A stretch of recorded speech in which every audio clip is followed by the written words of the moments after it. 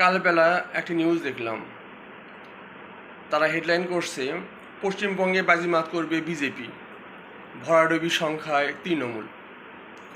আমরা জানি ভারতবর্ষে 1 জুন সপ্তম দফায় ভোট গ্রহণের মধ্য দিয়ে এই নির্বাচন শেষ হয়েছে।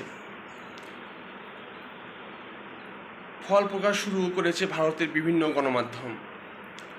পশ্চিমবঙ্গের লোকসভায় সর্বমোট 42টি আসন রয়েছে। 2019 সালে বিজেপি 18 আসন পেয়েছিল, আর তৃণমূল পেয়েছিল 20টি আসন।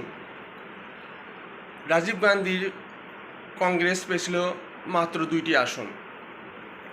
জরিপ সংস্থা বাংলা জানিয়েছেন এবার তৃণমূল কংগ্রেস পশ্চিমবঙ্গে 18টি আসন পেতে পারে এবং বিজেপি 22টি আসন পেয়ে বাজিমাত করতে পারে।